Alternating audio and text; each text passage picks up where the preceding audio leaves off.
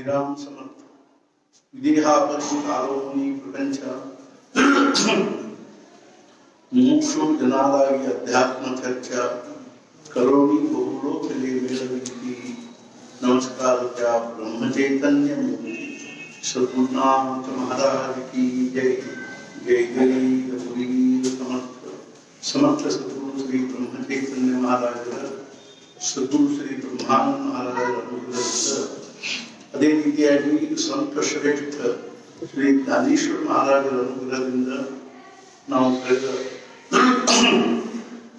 ಸುಮಾರು 1.5 ತಿಂಗಳುಗಳಿಂದ ಶ್ರೀ ಸದ್ಗುರುಗಳ ಸಾನ್ನಿಧ್ಯದಲ್ಲಿ ಜ್ಞಾನೇಶ್ವರಿ ಚಿಂತನೆ ಮಾಡ್ತಾ ಇದ್ದೀವಿ. ಅದರಲ್ಲಿಯೂ ಈಗ ನಾಳಿನಿಂದ ಉತ್ಸವ ಪ್ರಾರಂಭ ಆಗ್ತದೆ.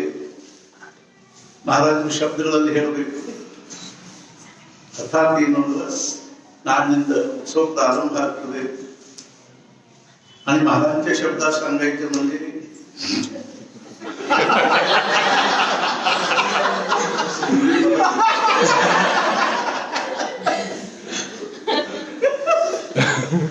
महाराजांच्या शब्दात सांगायचे म्हणजे उत्सव म्हणजे भजन आणि भोजन आणि भजन म्हणजे रसास्वादनम भजन नाम रसास्वादनम. भक्ती या शब्दातून भजन शब्द निर्माण झालेले आहे. भजसेवायाम या धातूपासून भजन शब्द झालेले आहे. त्याच्यापासून भक्ती हे शब्द सुद्धा निर्माण. आणि काय आहे की भक्तीचा अर्थ काय आहे म्हणजे भक्ती म्हणजे भक्तीला 4 अर्थ आहे. भजनम भक्ती, भंजनम भक्ति, भागो भक्ति, भजसेवायाम भक्ति. भजनम भक्ति, भजन म्हणजे काय आहे? भजन नाम रसास्वादनम.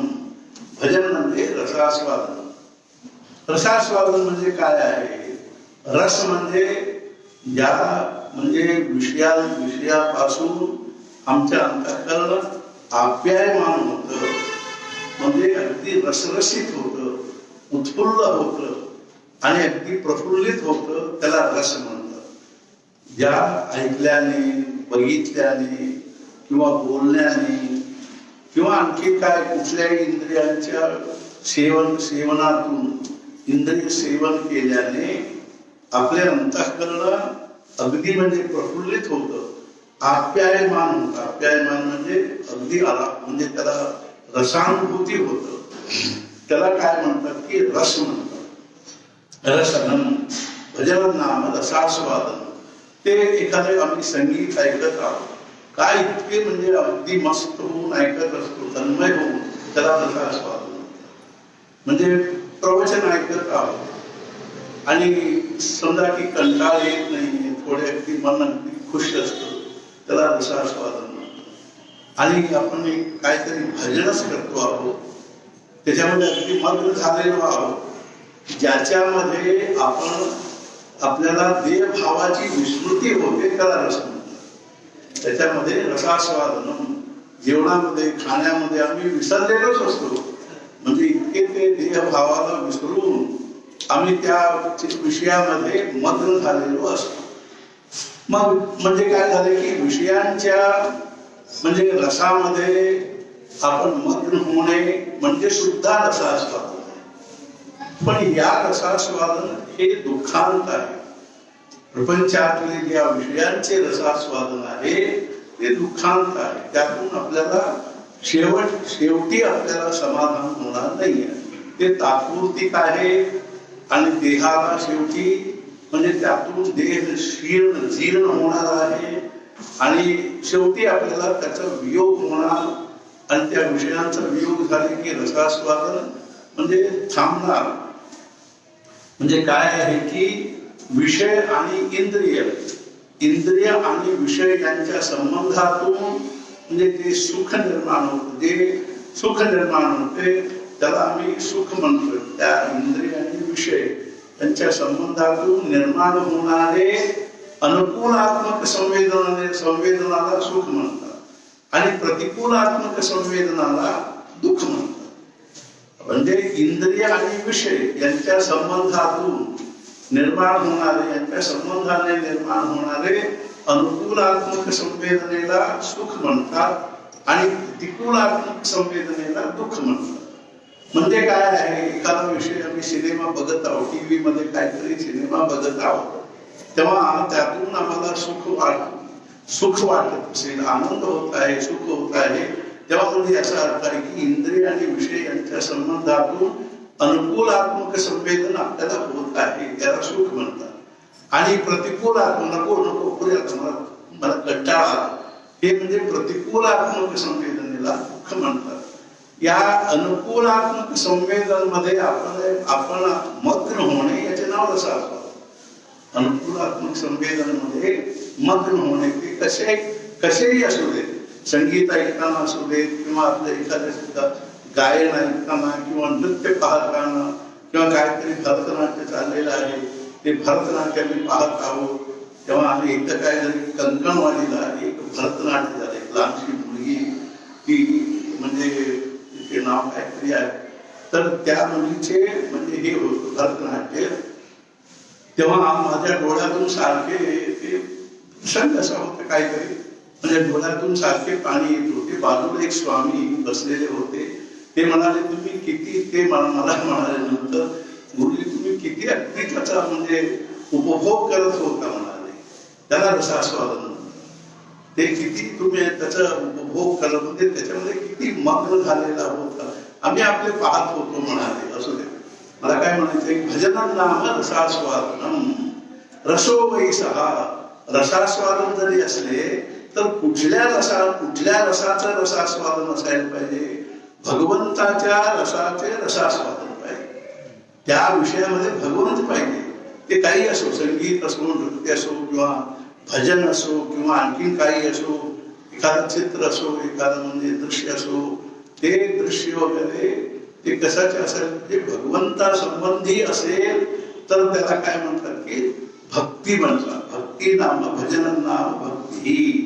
आणि दुसरे काय आहे की भंजनम भक्ती.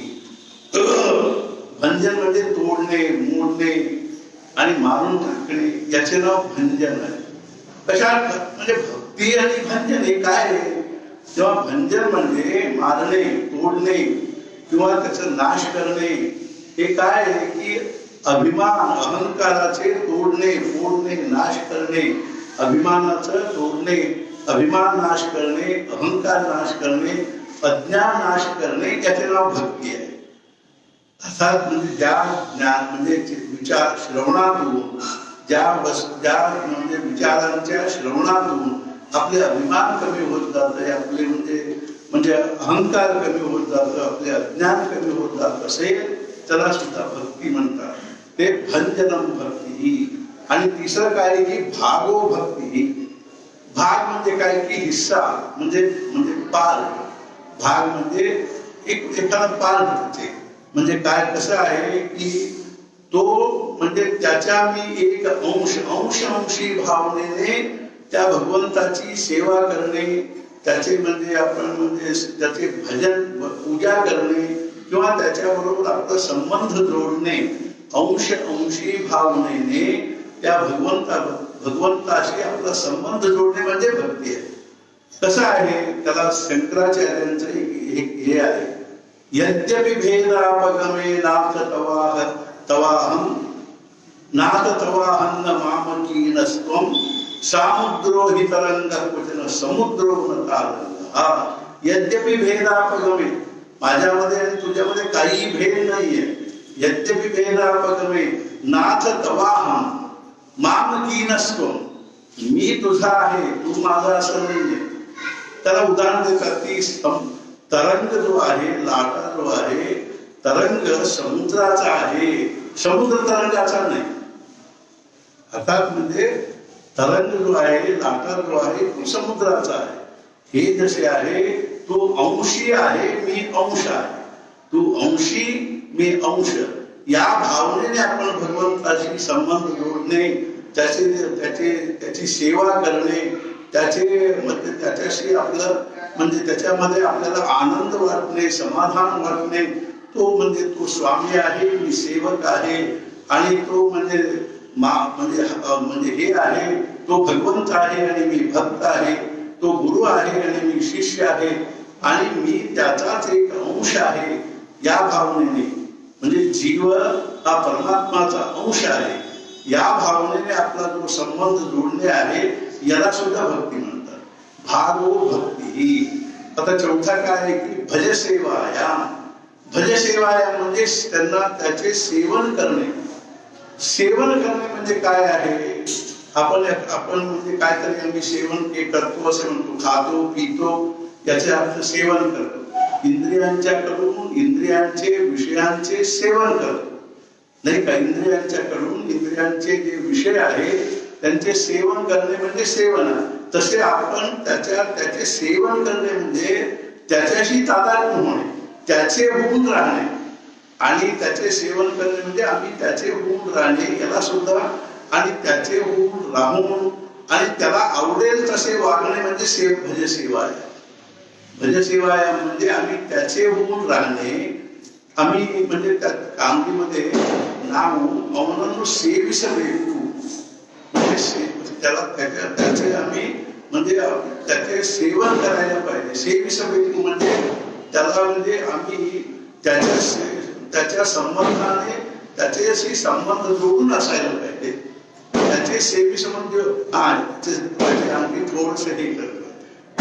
अवननु सेविसवेतु म्हणजे त्याला त्याचे आपण सेवन करायला पाहिजे.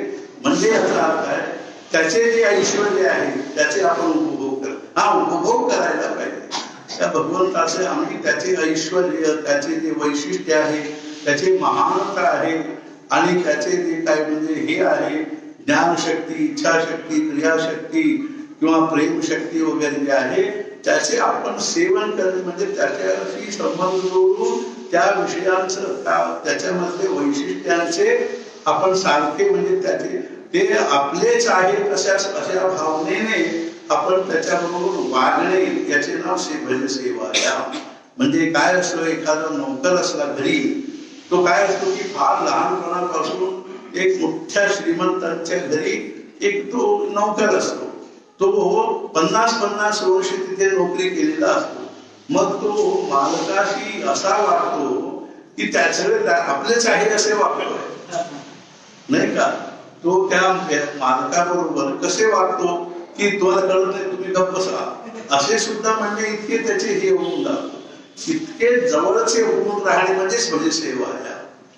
आपण इतके जवळचे होऊन राहणे त्याचे आणि आमचे अनेक म्हणजे अनंत काळापासून आमचे त्याचे संबंध आहे, म्हणून आम्ही त्याची सेवा करणे, त्याचे आपण सेवन करणे त्याला ते काय म्हणतात भजसेवायाम. अशा प्रकाराने म्हणजे काय की आम्ही भक्ती करतो म्हणजे भजन करतो.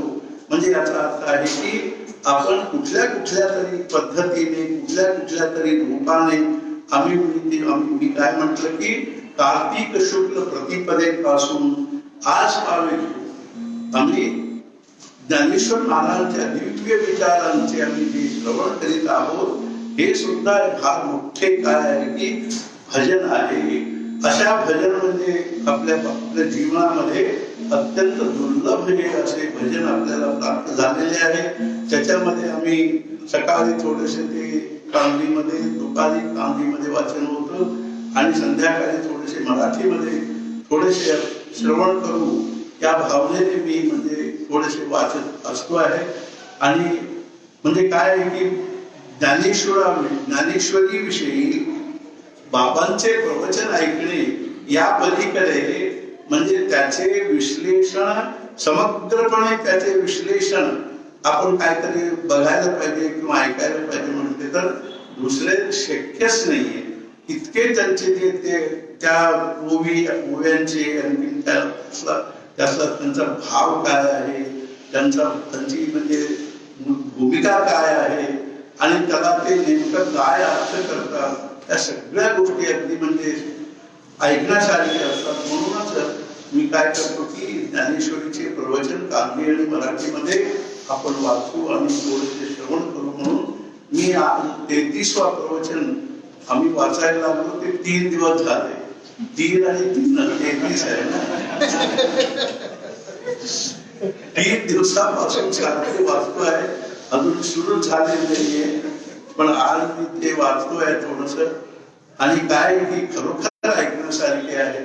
मी कानडीमध्ये सध्या कर्नाटक मध्ये मी काय केलेलं आहे की मॅगझिनच्या मागेच लागलेलो, म्हणजे ज्ञानेश्वरी चिंतनधारा, ब्रह्मचैतन्य चिंतन आणि नामचैतन्य या तिन्ही मधून मी आता काय सुरू केलेलं आहे, बाबांचे प्रवचनच द्यायचे आणि त्याचे कानडी ट्रान्सलेशन असं सगळ्यांच्या याच्यामध्ये. आता नामचैतन्यमध्ये ती त्रैमासिक आहे, त्याच्यामध्ये काहीतरी वेगवेगळे विषय असायचा, पण मी म्हटलं की काय नको आहे.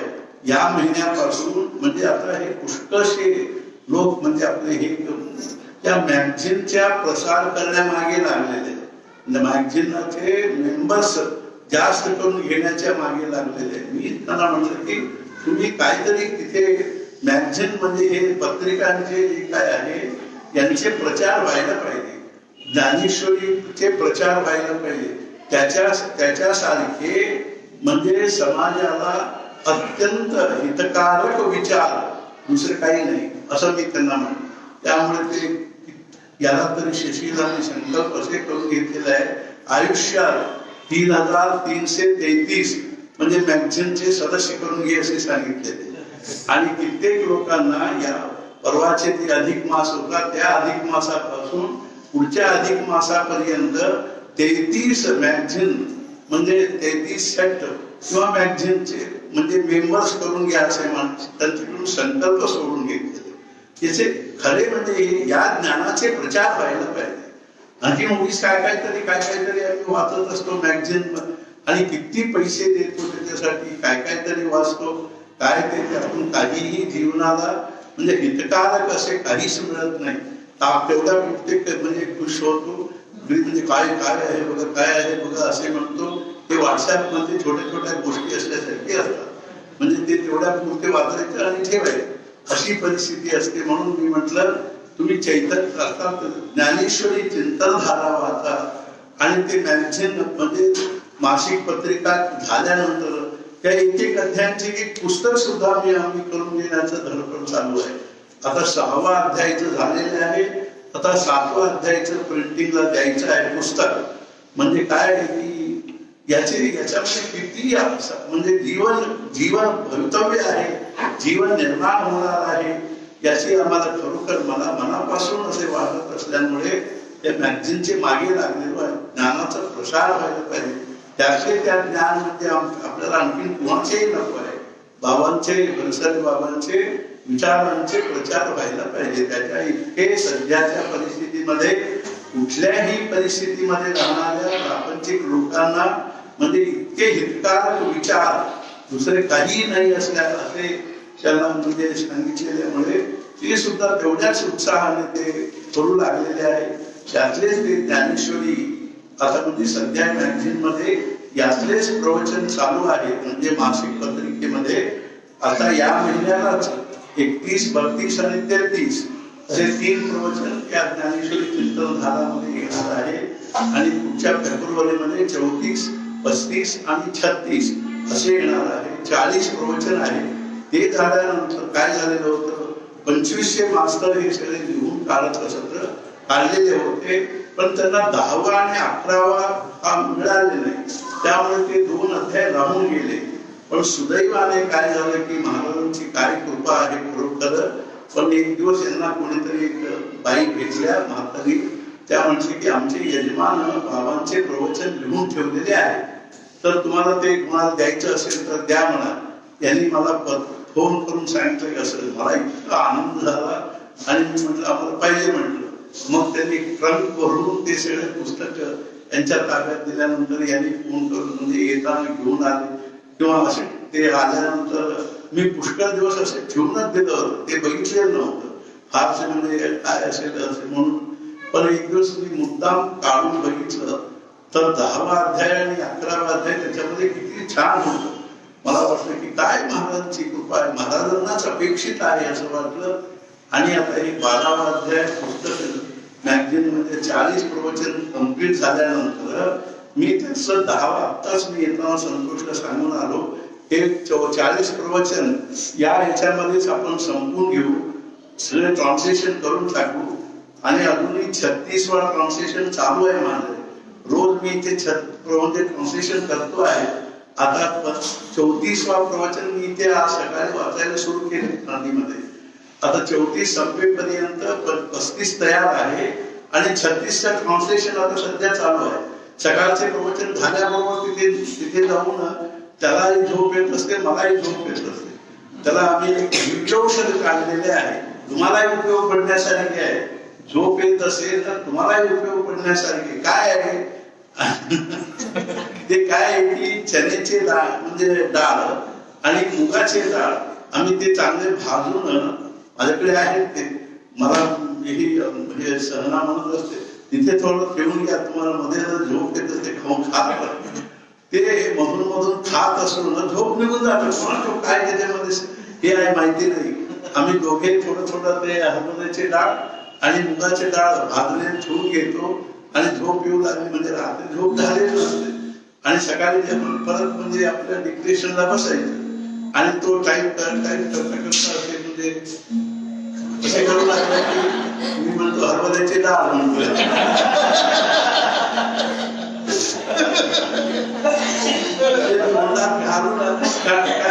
करू लागलो ना झोप निघून त्याच्या जोरावरच आमचं चाललेलं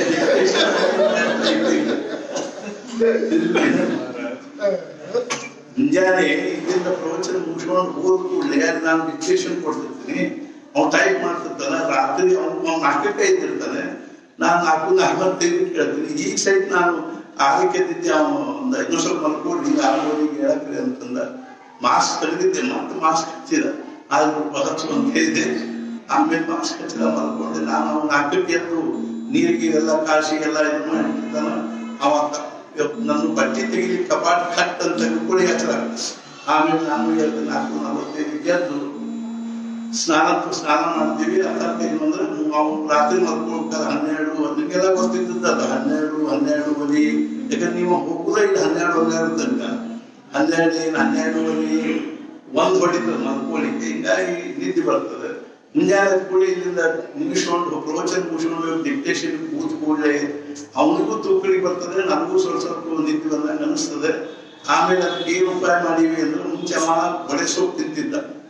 ಆದ್ರೆ ಈಗೇನಲ್ಲ ಈ ಕಡ್ಲಿ ಬ್ಯಾಳಿ ಮತ್ತು ಹೆಸರು ಬ್ಯಾಳಿ ಎರಡು ಚಲೋ ತಂದು ಹುರಿದು ಅವನ್ನೆರಡು ಕೂಡಿಸ್ಕೊಂಡು ಇಟ್ಕೊಂಡಿರ್ತೀವಿ. ಅವನು ಇಷ್ಟಿಷ್ಟು ಏನಾದ ಹಾಕೊಂಡು ಅವ್ನ ನಡಕ್ ನಿಂತು ಬಂದಾಗ ಅದು ಕೂಡ ಒಂದು ಅಕಡೆ ಬಾಯಿ ಹಾಕೋದು ಕೂತೀವಿ ಅಂದ್ರೆ ಮಲ ನನಗೂ ಆಶ್ಚರ್ಯ ಅನ್ಸ್ಕೊಳ್ತದೆ. ಅದು ನಿಂತು ಹೋಗ್ಬಿಡ್ತದೆ. ನಿಂತು ಹೋಗಿ ಕಟ ಮಾಡ್ಬಿಡ್ತದೆ. अर्थात म्हणजे मला ही माझी तळमळ आहे की आपण हे ज्ञान हे कर्नाटकला महाराजांच्या संकल्पाने सुदैवाने कर्नाटकचं भाग्य आहे ते वाचायला मिळालेले आहे. म्हणजे खरोखर खरं सांगायचं म्हणजे असं काय आम्हाला हे नाहीये, पण महाराष्ट्राला सुद्धा जे नाही मिळालं ते कर्नाटकला मिळालं. महाराष्ट्राच्या लोकांना ते म्हणजे शब्द वाचायला त्यांना पण मिळालेले नाहीये, ते आम्हाला मिळालेले आहे. मग याच्यामध्ये आम्ही आळस वगैरे कशाला करू.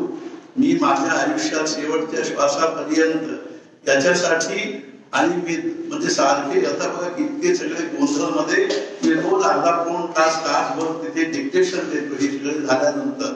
आणि आता थोडं कमी होऊ लागलं, नाही तर तासभर याच्यासाठी आम्ही किती म्हणजे हे केले. बाबांचे पुस्तक पब्लिश करण्यामध्ये म्हणजे सारखे त्याच्या मागे लागलो. परवा मी सांगितलं ना, आम्ही वृंदावनाला राहून 1 महिना राहून रोज 20 पानाप्रमाणे 600 पानांचे पुस्तक झाले, भावार्थ भागवत. आणि नंतर उत्तरकाशीला राहून तिथे 600 पानांचे पुस्तक झाले, म्हणजे ते बृहदारण्यकोपनिषद. आणखी म्हणजे याला त्रिवेंद्रमला राहून तिथे 1 महिना बरोबर 30 दिवसात आणि याला 10 पान त्याला 10 पान दोघांना 10 पान डिक्टेशन देऊन तिथे 600 पानांचे पुस्तक झाले. आणखी एक अध्यात्म दर्शन पुस्तक इकडे तिकडे फिरत असताना झाले. आता बाबांचे 45 जे मूळ पुस्तक होते ते सगळे झाले. त्याच्यानंतर मग ज्ञानेश्वरी, दासबोध, सद्गुरुलीला वगैरे गुरुचरित्र झाले. आणखीन आता काही प्रवचन आणि काही पुस्तकांचे ट्रान्सलेशन वगैरे चालू आहे. बाबांनी जवळजवळ 15 वर्ष ते दादासाहेब पाटणकर यांना पत्र लिहिलेले होते.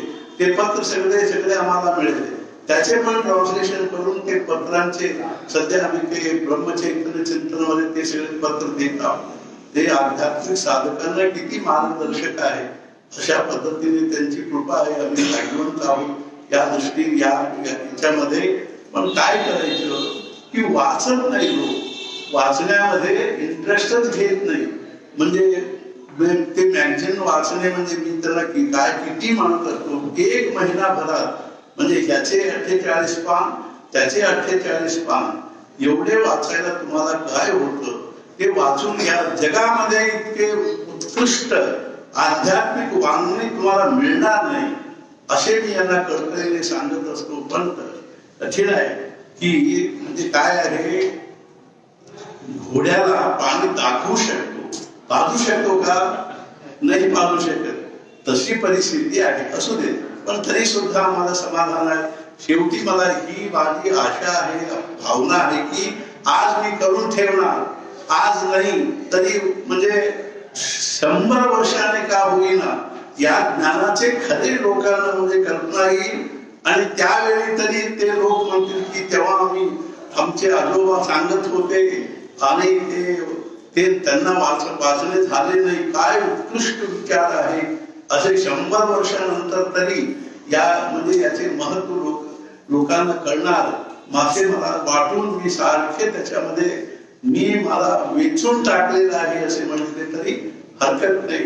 भगवंताचे नाम आणखी त्या दिव्य विचारांचे चिंतन एवढे जरी आपण आयुष्यभर करत असलो, सध्या ते श्रीपाद दादांनी जे पुस्तक करून ठेवलेले आहे तेही वाचले तरी सुद्धा पुष्कळ विचार आपल्याला कल्पना येतील, लक्षात येतील.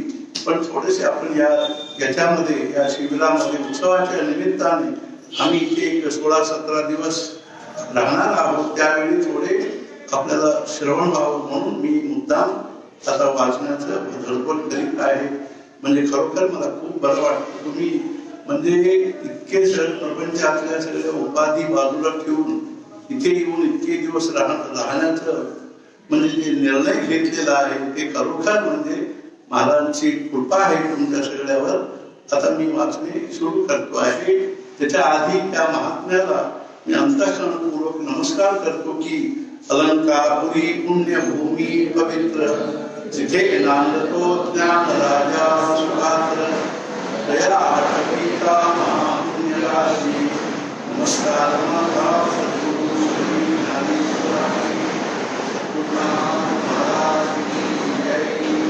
जय जय रघुवीर समर्थ.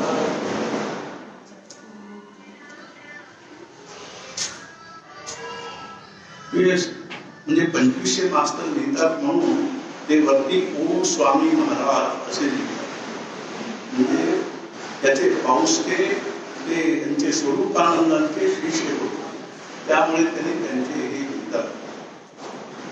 प्रवचन 33 तारीख 20/11/1993 श्री बेलसरे बाबा.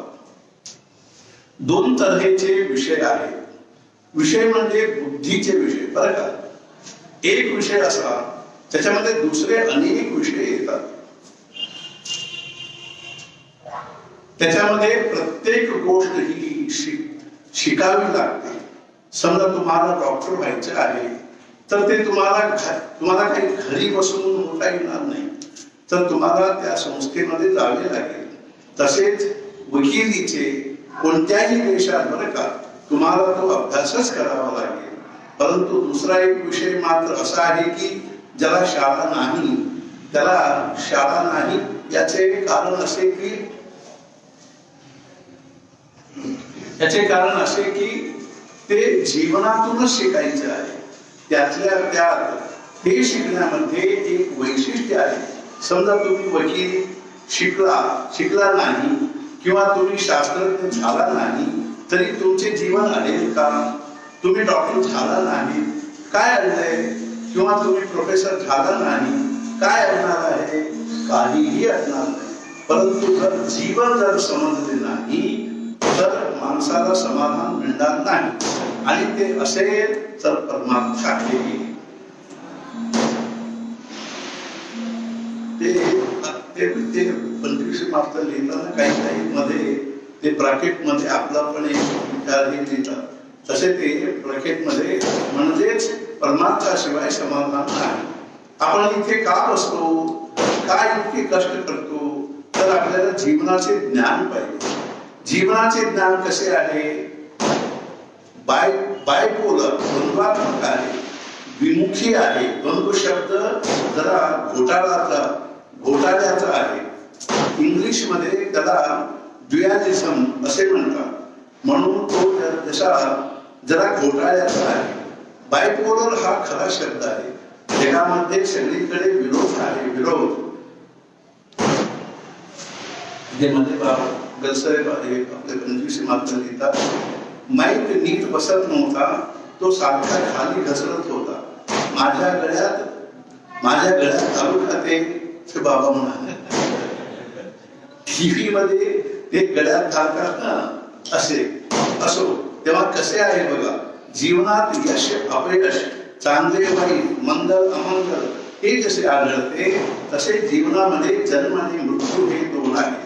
जर तुम्हाला चांगले जीवन जगायला शिकायचे असेल तर तुम्हाला चांगले मरण कसे येईल हेही शिकावे लागेल. गोंधळ्याला एकदा गंमत काय झाली, सकाळची वेळ, चहा वगैरे पिऊन झाला होता आणि मंडळी बसली होती. महाराज बसले, त्यांनी सहज सर्वांवर नजर टाकली आणि म्हणाले,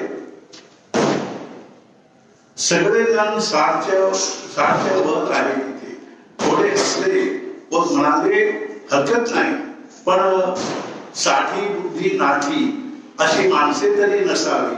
याचा अर्थच असा की मी एकच गोष्ट शिकत नाही, याचा अर्थच असा की मी एकच गोष्ट शिकत नाही, मरावे कसे ते मी शिकत नाही. तुम्हाला ही भाषा जरा चमत्कारिक वाटेल, पण उत्तम मृत्यू येणे हा परमार्थ आहे.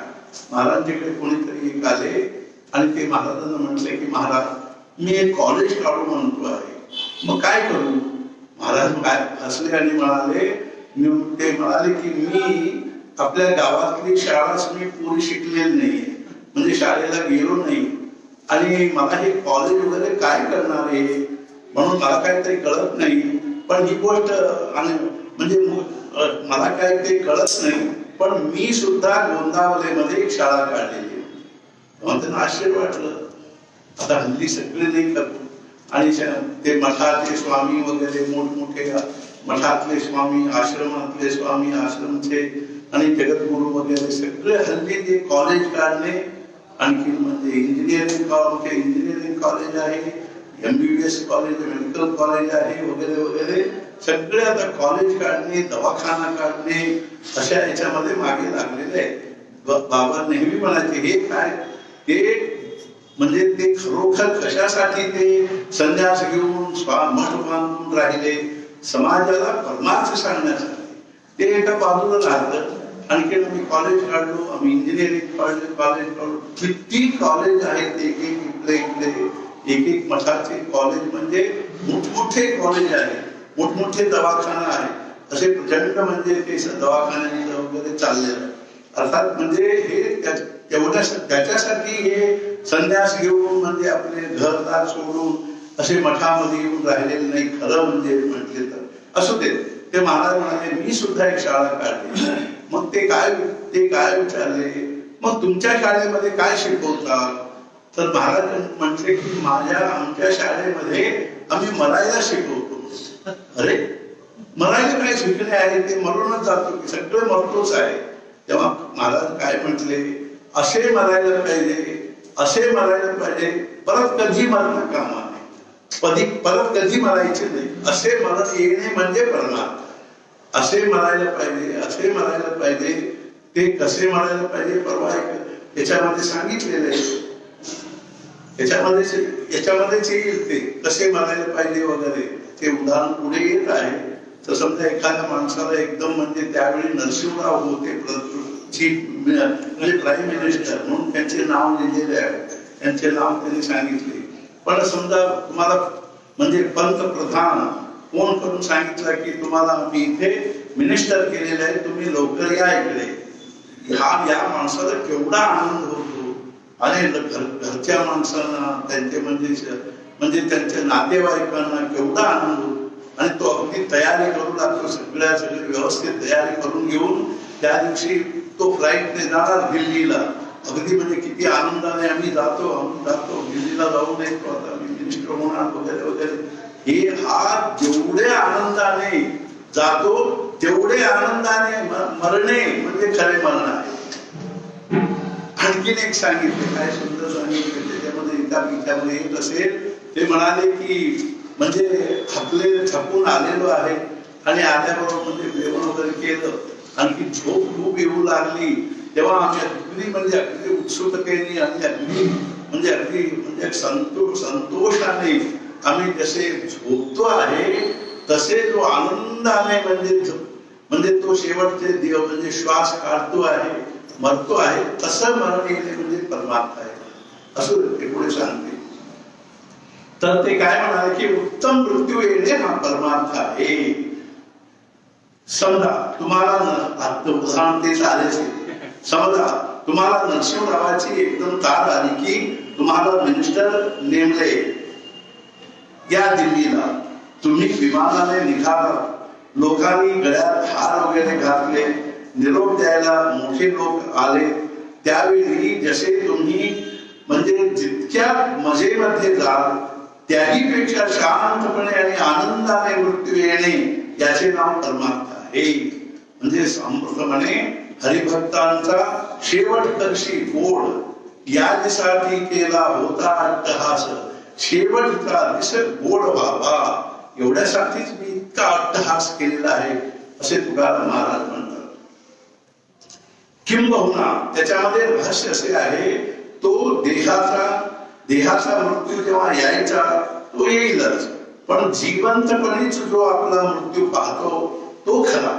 मी नेहमी म्हणतो गोंधळ म्हणजे आपण देहबुद्धीने मरून आत्मबुद्धीने जिवंत असणे याचे नाव मरण आपल्या डोळ्याने आपण पाहणे. देहबुद्धीने मरून आणि आत्मबुद्धीने जिवंत असणे. आम्ही कसे आहोत? आत्मबुद्धीने मरून देहबुद्धीने जिवंत आहोत. आम्ही आत्मबुद्धीने मेलेले आहोत आणि देहबुद्धीने आम्ही जिवंत आहोत. आणि त्यामुळे हे काय की आमच्या पदरी दुःखच दुःख पडलेलं आहे. देह म्हणजे मूर्तिमंत दुःखच आहे, त्यामुळे दुःखच आपल्या पदरी पडलेलं आहे. मृत्यू जेव्हा यायचा तो येईलच. गोंधळाला कशाला जायचे? मी नेहमी म्हणतो गोंधळाला कशाला जायचे? गोंधळाला म्हणजे गोंधळेच नव्हे, पंढरपूरला जा, आळंदीला जा, कुठेही संतांकडे किंवा जागृत स्थानी जा, तिथे कशाला जायचे? तर उत्तम मरण कसे यावे ते शिकायला जायचे. आपल्या गुरुकडे कशाला जायचे?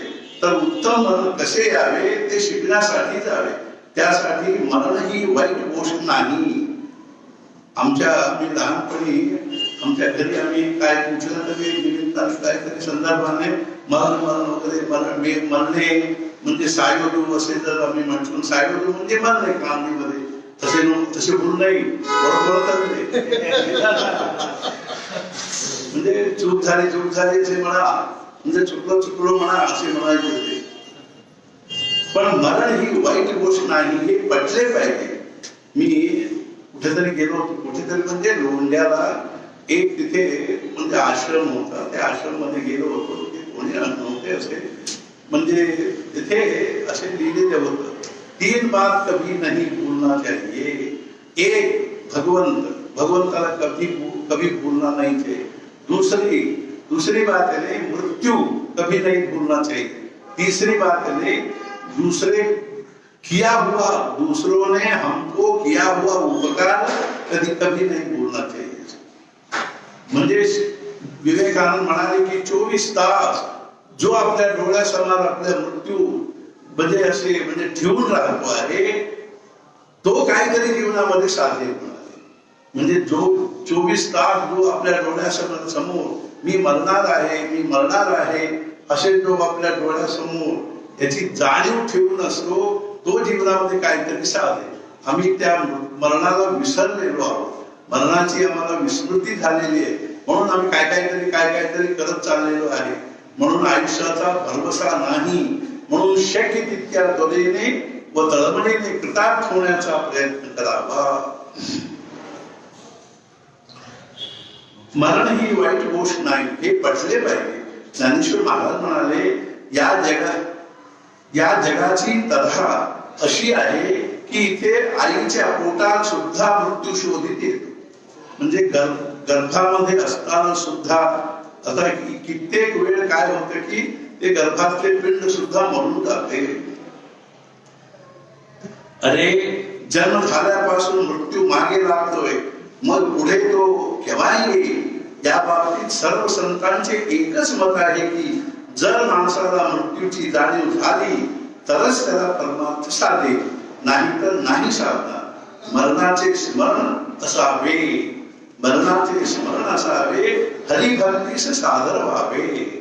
आणि मृत्यूची तऱ्हा कशी सांगितली आहे. सरिता संचिता ते शेष. ज्या प्रारब्धाने आपण हा देह घेऊन आलोय, संचितामधूनच प्रारब्ध येतो. परवा मी सांगितलं संचित म्हणजे काय वगैरे वगैरे. नाही क्षणाचा अवकाश, पाहता न पाहता निमिष जावेची लागे. आणि जर ती वेळ आलेली नसली तर डॉक्टरने कितीही सांगू दे, डॉक्टर जाईल पण हा जाणार.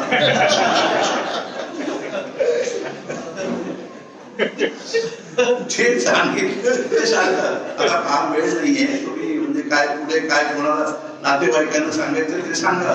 परवा इथे असेच झाले, ते हॉस्पिटल मध्ये ते कोणतरी अगदी म्हणजे याच्यामध्येच होते, आयसीयू मध्ये अगदी आता थोड्या वेळात 1-2 दिवसात ते दुसऱ्या तिसऱ्या दिवशी ते डॉक्टर म्हणाले की आता तुमच्या नातेवाईकांना सांगा आता हे काही राहणार नाही.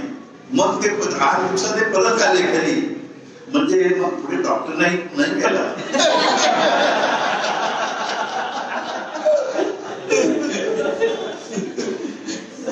डॉक्टर जाईल पण हा जाणार नाही. बालगंधर्वांचे सांगतात ना 4 महिने बेशुद्ध अवस्थेत होते ते. त्यांनी एवढे ऐश्वर भोगले, अगदी राजासारखे ऐश्वर भोगले. परवा मी सांगितलं की वाचताना कारणीमध्ये ते प्रति 8-10 दिवसाने 15 दिवसाने मुंबईला जात असत. तिथे त्यांची एक बाई होती, त्या बाईकडे 2-3 दिवस राहायचं, 2 दिवस राहायचं, खूप प्यायचं आणि खूप त्या बाई बरोबर म्हणजे राही करायचं, फिरायचे वगैरे सगळे. आणि नंतर परत पुण्याला यायचे, असे ते होते. अर्थात पण यांचे 25 मास्तर पण आडवे झाल्यावर कोण काय करेल. मरण उत्तम यावे, देहाचे तुमच्या स्वाधीन आहे का. कोण रोग व्हावा, काय व्हावे, आजारपणी डॉक्टर कोण मिळावा, तुमच्या हातात आहे नाही. उत्तम मरण म्हणजे तरी काय. मग अतिशय उत्तम मरण म्हणजे तरी काय. मग अतिशय समाधानाने जाणे हे उत्तम मरण आहे. आपण आनंदात आहोत. मंत्री हे वाचले आहे का नाही वाचले.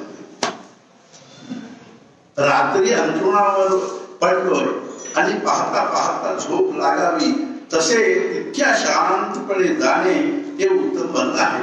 त्याचे नाव परमार्थ. आता बोलत होते केव्हा कसे, आत्ताच बोलत होते केव्हा कसे गेले असे लोकांना वाटावे. हार्ट पेशंट तसेच जातात. जो माणूस मरतो तो हार्ट बंद पडूनच मरतो नाही का. तसे नाही. एक गृहस्थ होते, पंडितांचे सासरे, त्यांना घरी उत्सव करायचा होता म्हणून ते विचारायला आले. ते असे बसले होते, पाणी आणा म्हणाले. पाणी आणा म्हणाले त्याला. आणि त्यांनी सॉर्बिट्रेटची गोळी घेतली. त्यांची मुलगी काय म्हणाली, त्यांची मुलगी त्यांच्याबरोबर आली होती, ती काय म्हणाली, त्यांना हार्ट डिसीज आहे. तर ते काय म्हणाले, मी काही त्याला घाबरत नाही. 10 वेळा हार्ट अटॅक येऊन गेलाय. आपण एक अटॅक आला तर झाले, संपले, खचूनच जास्त जातो नाही. सरिता संचिता ते शेष ही प्रस्तावना राहू द्या. मग उत्तम मरण म्हणजे काय?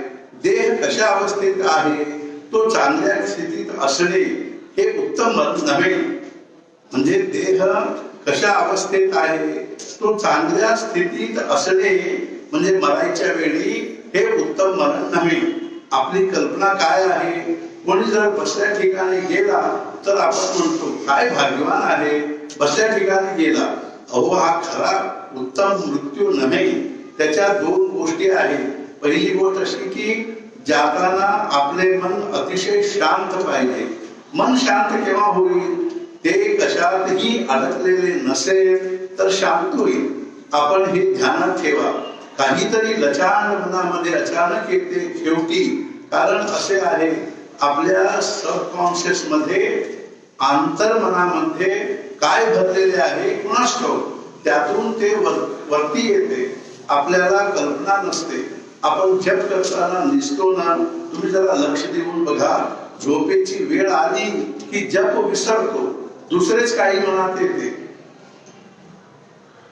व झोप लागून जाते. म्हणजे एक अवस्थेतून दुसऱ्या अवस्थेत जाताना आपल्याला आपल्या मनात आपल्याला पाहिजे तोच विचार टिकेल याची खात्री नाही. पाहिले जर असेल तर माझे जे ध्येय आहे ते अंतकाली माझ्या मनात राहिले पाहिजे. आणि ते ध्येय असेल तर भगवंताचे स्मरण आहे, भगवंताचे सान्निध्य पाहिजे. तुम्हाला संतांचे आश्वासन सांगून ठेवतो, जो त्यांनी दिलेले नाम घेईल तर अंतकाली तो संत हजर असला पाहिजे. महाराजांचे मी सांगतो, म्हणाले माझ्या गुरुंनी मला 2 विद्या दिलेल्या आहेत. मला पाहिजे तेव्हा वाटते तिकडे जाता येते, आणि 2 मला अंतकाळ साधता येतो. काय आहे? आपल्याला वासना आहे. त्या इतर वेळी जर आपल्याला आवरता येत नाही तर मग अंतकाळी त्या कशा आवरता येतील मला सांगा. ती वासना आल्यानंतर मग तुमचे कसले नामस्मरण आले आणि काय आहे? अंतकाळी काहीतरी वासना जोर करते व प्राण जातो. नंतर तो त्या वासनेत जन्म घेतो. तिथे म्हणाले मनुष्य लाचार होतो. वासना येते ती येऊ देईल असे वाटते, पण ती वासना आवडत नाही. म्हणून गुरु त्याची शक्ती वापरतो व त्याला नामाला लावतो. ती वासना नाहीशी होते असे नाही. पुन्हा तो जन्माला आला म्हणजे ती वासना घेऊनच येतो, पण त्यामध्ये नामाची वासना घेऊन येतो. आपल्या लक्षात आले ना, हे शास्त्र कसे आहे? हे अतींद्रिय शास्त्र आहे. ते असे पुस्तकात किंवा असे प्रत्यक्ष दाखवता येणार नाहीये. हे अनुभवाचे शास्त्र आहे. किती माणसे भेटली पाहिली मी, मोठी माणसे लाचार होऊन मरतात. हो, त्यांना अंतकाळी काहीतरी आठवते व त्याने जीव अगदी हवालदिल होऊन जातो. तेव्हा ही झाली पहिली गोष्ट. आता 2 आणि दुसरी गोष्ट अशी आहे की जे मी जन्मभर केले ना तेच अंतकाळी आठवण्याचा संभव आहे. म्हणून रोज रात्री अशी प्रार्थना करावी की तुम्ही मला सांभाळा. हे माझ्या शक्तीचे काम नाही, तुम्ही सांभाळले तरच हे होईल.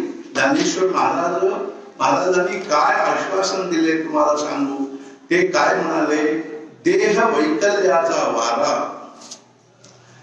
याच्या जराशा 2 गोष्टी म्हणजे आधी सांगतो. माणसाचे समाधान भगवंताला म्हातारपणी 2 कारणे आहेत.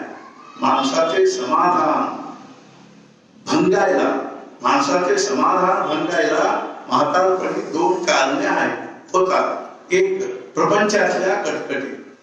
कोणाची बायको मेलेली आहे, बाई असेल तर नवरा मेलेला आहे, आजारी आहे, म्हणजे मुले पाहत नाही. परवा एक पत्र आले मला. ते उत्तम पैकी साधक आहे, ओंकार म्हणून. ते 8-10 वर्षे त्र्यंबकेश्वरला उपासना करून राहिले. तो पडला व त्याचा पाय फ्रॅक्चर झाला. काय झालं कोणास? त्याचा मुलगा मोठा अधिकारी आहे. त्याच्या सुनेने सांगितले की मला आता काही हे तुमचे होणार नाही. तर त्याने पत्र असे लिहिले की माझ्या मनाविरुद्ध त्यांनी मला वृद्धाश्रमात ठेवलेले आहे. कॉमन हॉल आहे, इथे तिथे सर्वांच्या बरोबर मला इथे सर्वांच्या बरोबर मला ठेवलेले आहे. माझी उपासना होत नाही, तेव्हा मी काय करू? म्हातारपणी अनेकांना असे वृद्धाश्रमात देतात पाठवून. असे जर झाले तर काय अवस्था होईल आपली?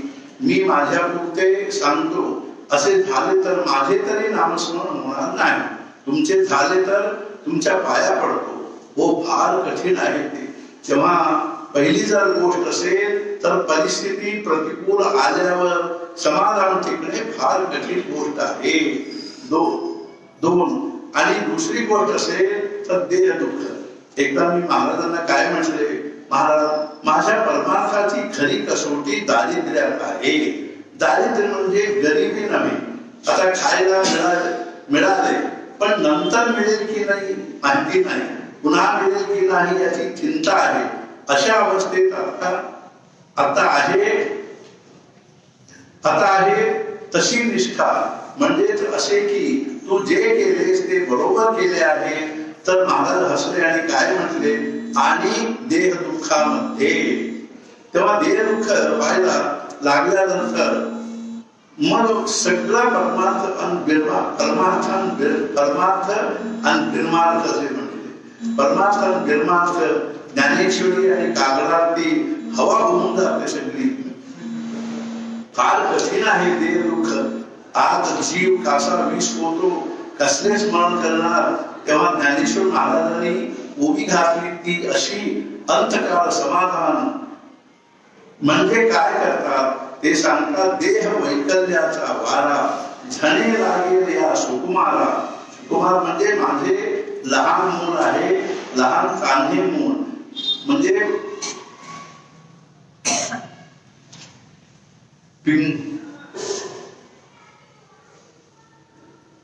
विकार झाला देह, थकला अंतकारी. अशा देहाच्या वारा कान्ह्याला लागे व तो त्याला सोसणार नाही. म्हणून आत्मबोधाचा पांजिरा सुवे तयासी. त्याच्या भोवती मी आत्मबोधाचा पिंजरा तयार करतो. हे अंतकाळ साधने आहे. हे सगळे का सांगतोय मी तुम्हाला?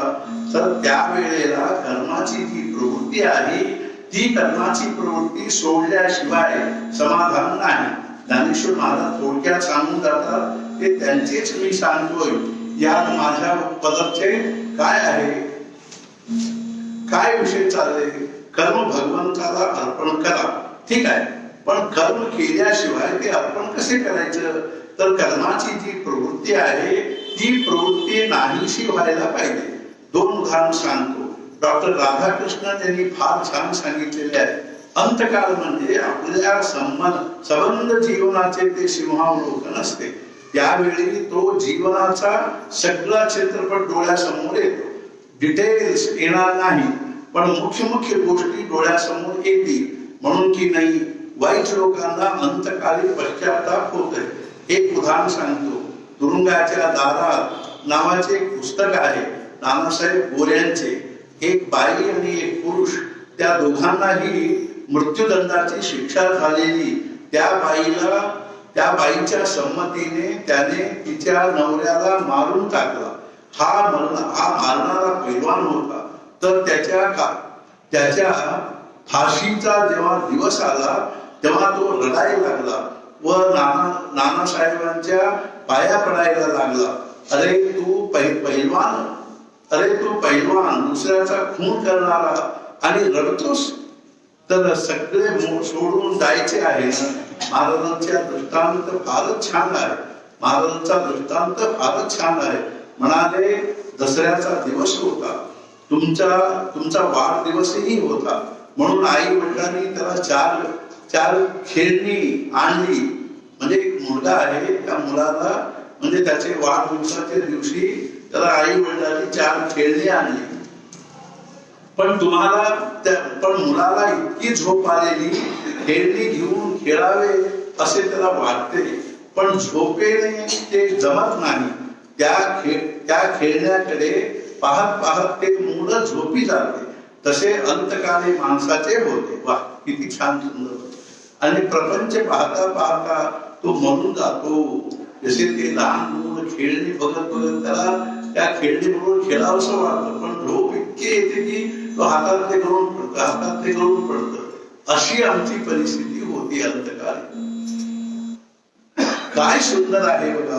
तसे आपल्याला मुले बाळे झाली, प्रपंच वाढला, ते पाहत आपल्याला की नाही सहज झोप लागतच नाही. तो खेचूनच जातो. मृत्यू आपल्याला खेचूनच जातो. तो यमपाश टाकून बांधूनच नेतो. म्हणतात ना, कुणास ठाऊक काय होते ते खरे असले पाहिजे. म्हणजे त्यांना ते झालेले आहे ते काय परत येऊन सांगू शकत नाही ना, काय होतं कुणास. हे खरे असले पाहिजे, नाहीतर माणूस तसा सहजासहजी कसा जाईल. तेव्हा कर्माची प्रवृत्ती नाहीशी झाली पाहिजे. ती दोन मार्गाने नाहीशी होईल. एक, झाले माझ्या हातून झाले जे करायचे होते ते. संस्कृतात याला फार अप्रतिम शब्द आहे, कृतकृत्य. कृत म्हणजे केलेले, कृत्य म्हणजे जे करायचे होते ते. जे करायचे होते ते करून झाले, संपले माझे काम. आपण इथे इतकी म्हातारी माणसे आहोत, आपल्याला असे कधी वाचले का? पहा, कोणाला जर असे वाटत असेल ना, तर तुम्ही उत्तम साधक आहात, यात शंकाच नाही. संपल्या, आता काही करायचे नाहीच राहिले. आता प्रपंच नाहीच. प्रपंचाची तऱ्हा अशी आहे की ती भगवंता इतकी अनंत आहे, तेव्हा हे नाही वाटत आपल्याला. दुसरे जर असेल ना, तर विवेकाने सोडणे. आता पुढे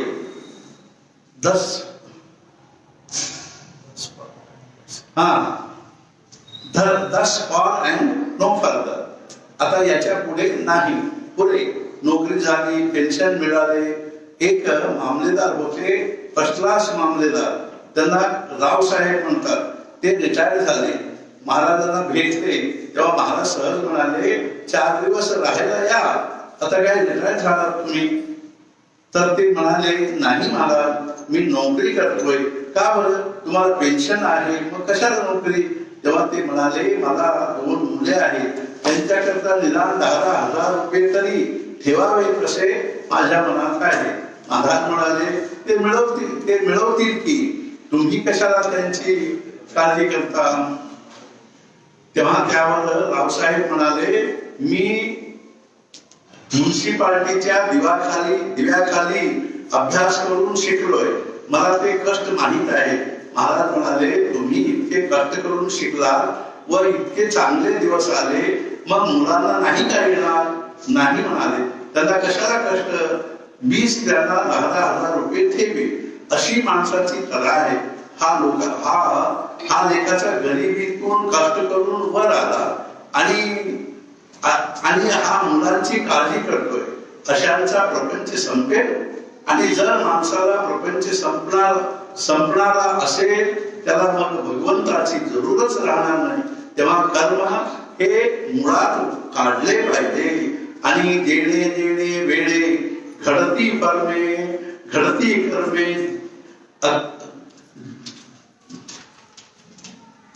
एकले तयांची ती फले त्यजित उत्तम.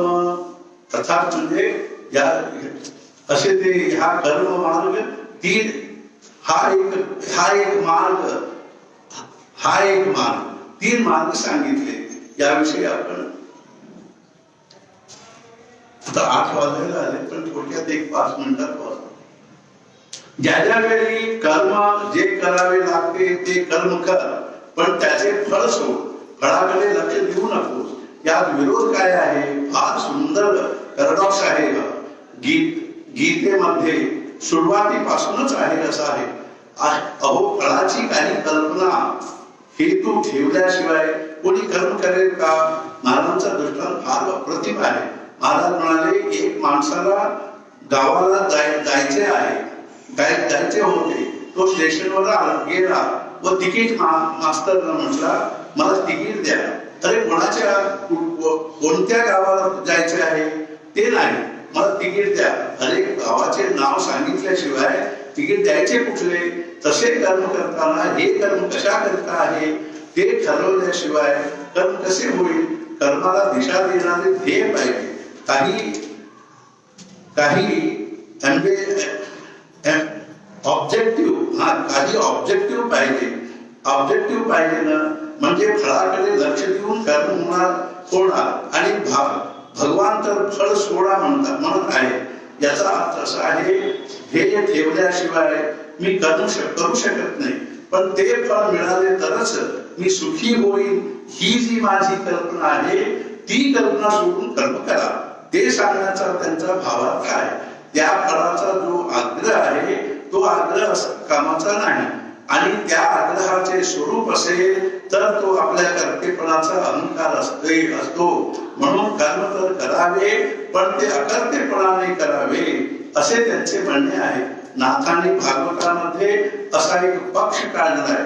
एवढा ग्रंथ मी लिहिला, मला माझ्या गुरुने दिले तरी काय? नाथांच्या सारखा महात्मा ज्ञानेश्वर महाराजांच्या मांडीला मांडी लावून बसण्याचा अधिकार त्यांचा. ते नाथ म्हणतात, मला त्यांनी अकर्तात्व बोध शिकवला. एकनाथी भागवताच्या प्रारंभीच ती ओवी आहे, म्हणजे गृहाश्रम न सांडिता, कर्मरेखा नुरांडिता, निज व्यापारे वर्तता, आत्मबोधू न म्हणे की.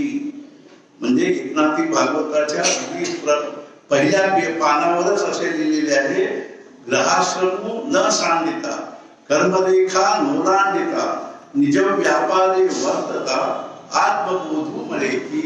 म्हणजे ग्रस्थाश्रम सोडायचे नाही, कर्मरेखा नुरांडिता, प्रारब्ध टाकायचे नाही, आणि प्रारब्धाला आम्ही अवॉइड करू शकत नाही. कर्मरेखा नुरांडिता, निज व्यापारे वर्तता, आम्ही जे काय करीत आहोत ते करत असून आत्मबोधू न म्हणे की. हे त्यांचे म्हणजे त्यांचे हे आहे, त्यांचे संबंध सिद्धांताचे प्राण आहे, सार आहे. त्यांचे संबंध तत्वज्ञानाचे सार, एकनाथ महाराजांचे संबंध तत्वज्ञानाचे सार. गृहाश्रम न सांडिता, कर्मरेखा नुरांडिता. किती सुंदर शब्द सांगितले. गृहाश्रम न सांडिता, कर्मरेखा नुरांडिता, निज व्यापारे वर्तता, आत्मबोधू न म्हणे. कर्म करून पुन्हा त्याच्यामध्ये अकर्तात्मबोध, यालाच अकर्तात्मबोध म्हणतात. कर्म करून सुद्धा त्याच्यामध्ये न अडकणे, हे त्यांना शिकवले. त्यांनी शिकवले. तेव्हा जर आपल्याला कर्म सुटत नाही, कर्म करावेच लागतोय, तर हे कर्म करीत असताना त्याच्या फळाकडे लक्ष नको. आता दृष्टांत देतात, वृक्ष का वेली लोटती फले आली, तैसी सांडी निपजली, कर्मे सिद्धे. झाड आहे म्हणजे आंब्याचे, तुम्ही लावलेले आहे, त्याला आंबे लागलेले आहेत, तर खूप आंबे लागलेले आहेत, पण ते झाड आंब्यांची अपेक्षा करीत नाही. आपण केलेले कर्म, त्या कर्माला आलेल्या फळाची ते अपेक्षा करीत नाही. याचा अर्थ असा, मी कर्म करीत असताना त्या कर्माचे फळ माझे नाही, हे पहिल्यापासूनच निश्चित पाहिजे. म्हणजे पुष्कळ आंबे लागलेले आहेत, पण तो वृक्ष त्या आंब्यांचा उपभोग मी करीन असं तो वृक्ष म्हणत नाही, ते दुसऱ्याला देऊन टाकतो. त्याशिवाय होणेच शक्य नाही. ते केव्हा होईल? मी जे जगात जगतो ते त्या फळाकरिता मी जगत नाही, फक्त कर्माकरिता मी आहे, ही भावना असेल तरच ते होईल. मी फळ भोगण्यासाठी मी कर्म करीत नाही. मी जे जगतो आहे ते केवळ कर्म करण्याकरिता जगतो आहे. म्हणून ईशावास्योपनिषदमध्ये पूर्वनेवेह कर्माणि दितिविषये शतकं समाः असे म्हटलेले. तुम्ही कर्म करीतच, म्हणजे 100 वर्ष जगण्याचे तुम्ही म्हणजे इच्छा करा, असं त्याचा अर्थ आहे. त्याला अगदी भाष्य लिहिताना काय लिहितात, समजा आपण कर्म करीतच जगतो आहोत, की नोकरी करतो, म्हणजे आणखी काय धंदे करतो, व्यवसाय करतो, करतच रिटायर झाले तरी परत म्हणजे कुठे कुठेतरी नोकरी घेतो आहे, आणि म्हणजे पार्ट टाइम नोकरी करतोय, कर्म करीत करीतच आम्ही जगतो आहोत. 100 वर्ष जगावसे वाटतो सुद्धा. पण म्हणजे ते असे असेल, परत हे उपनिषद कशाला सांगायला पाहिजे की पूर्वनैवे कर्माणि जिजीविषयी सततं समाः, म्हणजे तुम्ही कर्म करीत करीत 100 वर्ष जगण्याची इच्छा करा वगैरे. तेव्हा ते भाष्यामध्ये लिहितात, हे लौकिक कर्म, व्यावहारिक कर्म, हे फळापेक्षा ठेवून केलेले कर्म करण्याचं, ते कर्म करण्याविषयी त्यांचे उपनिषदांचं हे काय उद्देश नाही सांगण्याचं. त्यांचं सांगण्याचा उद्देश, तुम्ही निस्वार्थ बुद्धीने आत्मोद्धारासाठी कर्म करीत करीत 100 वर्ष जगण्याची इच्छा केली तरी दोष नाही असं त्याच्यात. म्हणजे आत्मोद्धाराचे कर्म करीत करीत तुम्ही 100 वर्ष जगण्याची इच्छा जरी केली तरी ते काय चूक नाही. मी म्हणत असतो कधीतरी विनोदाने, महाराजांनी मला 200 वर्ष जरी दिले, मी असेच आपले आयुष्य 200 वर्ष मी असेच काढणार. म्हणजे असे 24 तास आम्ही सद्गुरूंच्या कार्यामध्ये, सेवेमध्ये किंवा साधनेमध्ये लागलेलो असलो तर आम्हाला अधिकार आहे की मी 100 वर्ष मी जगायला तयार आहे असे आपण म्हणू शकतो. पण प्रपंच करत मी 100 वर्ष जगतो म्हणण्यात काय पुरुषार्थ आहे? त्यापेक्षा लवकर झाले चांगलं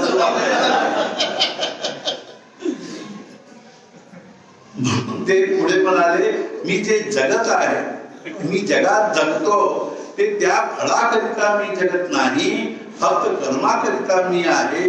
ही भावना असेल तरच ते होईल.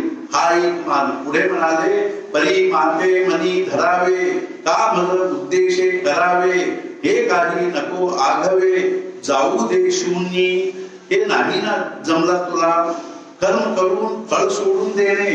समजा तुम्ही एकाला नोकरीला लावला, नंतर तो रस्त्यात दिसला तर तो नजर चुकून बाजूने जातो. तर म्हणाले, एवढा त्याला पोटाला लावला पण साधा भेटत सुद्धा नाही, त्याला जाणीवच नाही. अहो, जगात हे असे चालायचे. पण माणसाची अपेक्षा वृत्ती कशी असते बघा. एक गृहस्थ म्हणाले, त्यांच्याजवळ पैसे होते म्हणून, दुसरा एक गृहस्थ म्हटले, त्यांच्याजवळ पैसे होते म्हणून आम्हाला दिले, त्याच्यात काय मोठं काय केले. फार कठीण आहे बरं का. तुम्ही त्याला मनापासून मदत केली, त्याने जर कृतज्ञता दाखवली नाही तर माणसाला त्याचे दुःख होते. तुमच्या अनुभवाचेच आहे, सगळ्यांच्या मनाला त्रास होतो फार, नाही का. याच्यामध्येच खरे आकर्तेपण आहे. समर्थांनी दासबोध संपवताना सांगितले, ज्ञानेश्वर महाराजांनी तर ते पदोपदी सांगितले, हे माझे नाही, माझ्या गुरुचे ऐश्वर्य आहे म्हणून. समर्थ म्हणाले, सकळ करणे जगदीशाचे आणि कवित्वाचे काय माणसाचे, समर्थ कृपेची वचने तो हा दासबोध. हे आपल्याला शिकायचे आहे. हे जर जमत नसेल तर म्हणतात ते जाऊ दे शून्य. मला कर्म दे, कर्माचे फळ सोड. हे जर तुला जमत नसेल तर शून्यात जाऊ दे. याचा अर्थ असा, ते झाले काय आणि न झाले काय आठवण सुद्धा नाही त्याची. आता आपली वेळ झालेली आहे. उद्या शून्य हे काय आहे, काय लफडे आहे ते मी तुम्हाला सांगेन. जय जय राम. सद्गुरु श्री ज्ञानेश्वर महाराजांच्या चरणी मी प्रार्थना करतो आणि यांनी आपल्याला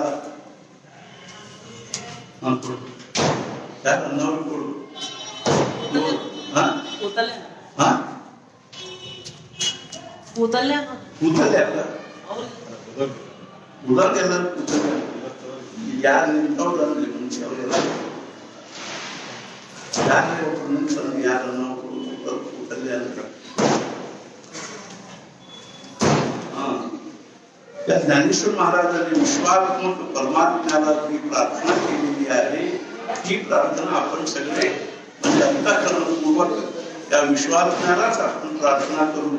आता ही विश्वात्मके देवे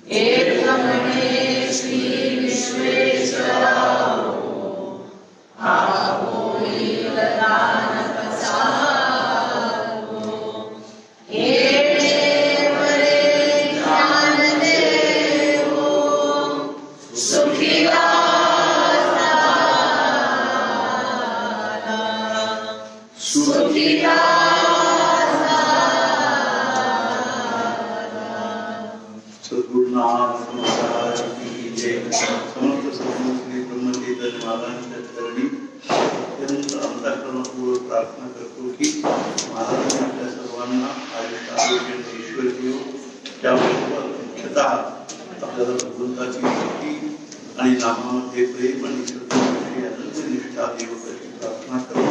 सद्गुरुनाथ